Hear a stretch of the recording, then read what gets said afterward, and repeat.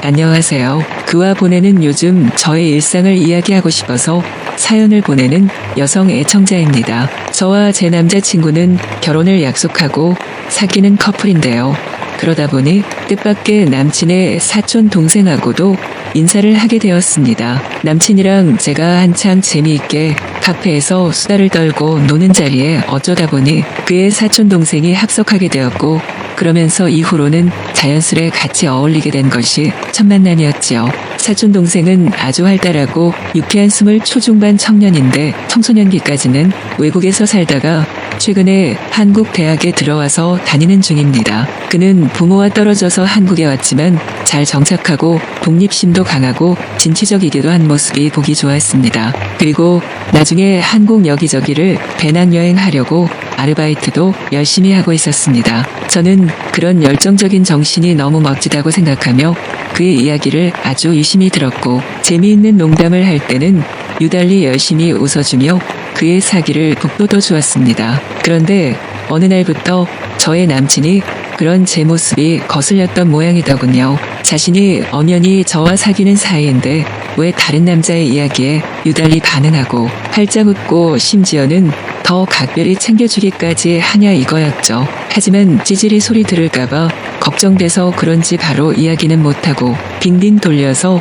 어느 날 저와 다툴 때 그 이야기를 하더군요. 저는 하도 어이가 없어서 남친에게 코웃음을 치면서 우린 이미 공인된 커플인데 왜 그걸 못 깨닫느냐부터 시작해서 더구나 사촌 동생인데 왜 질투를 하냐며 저는 기가 차고 어이없어 했습니다. 그런데 남친은 제 말에 조금 당황하는 듯 하더니 나중에는 저랑 사촌 동생이 우연히 길에서 만나서 근처에서 차 한잔하고 같이 밥 한 끼 먹은 사실을 갖고 또 난리를 치더군요. 저는 황당해서 대번에 따지고 들었죠. 그저 그때 사촌 동생을 우연히 만난 게 반가워서 격없이 밥 먹고 사회에 돌아가는 것 이야기하고 그런 건데 왜 남자답지 못하게 그럴 걸로 고가워하냐고 고함을 지르면서요. 그리고 대체 막장 드라마를 얼마나 많이 봤길래 그런 엉뚱한 생각으로 방향을 트느냐며 그에게 가짠타는 소리까지 했습니다. 그러자 남친이 조금 맥이 풀린 듯이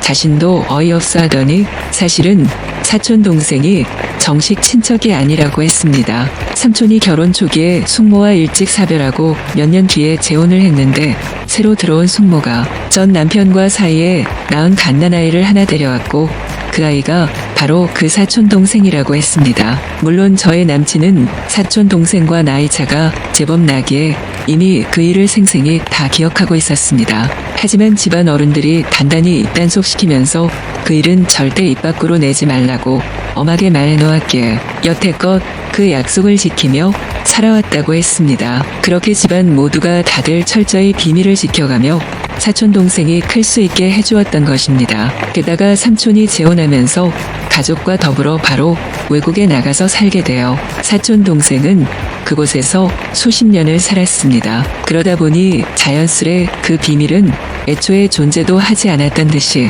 집안에서는 그저 외국 오래 살다 온 삼촌의 아들로 굳게 인식되기에 이르렀던 것입니다. 그리고 저의 남친도 그런 마음으로 저와의 만남 자리에 사촌 동생을 동석시키고 같이 어울리며 가족처럼 지내왔는데 어느 날 문득 오래전에 그 비밀이 불현듯이 떠오르며 감정이 복잡해진 것 같았습니다. 저는 그 이야기를 전부 듣고 너무 어이가 없어서 남친의 등짝을 때리며 정신 차리라고 했습니다. 그리고 저를 극진하게 여기는 남친의 마음을 그 일을 통해 확인했으니 됐다고 하고는 우리가 빨리 결혼을 해버리면 되는 거 아니겠냐면서 남친의 마음을 이해하는 뜻을 내비치며 웃었습니다. 착하고 순진한 저의 남친은 나이에 비해서 생각이 조금 단순합니다. 그래서 남의 말에 잘 어울리고 생각의 틈에 갇혀버리는 경우도 많습니다. 아마도 사촌 동생에 대한 생각도 일종의 질투심 같은 것이 아닐까 하는 생각이 들었습니다. 사촌 동생이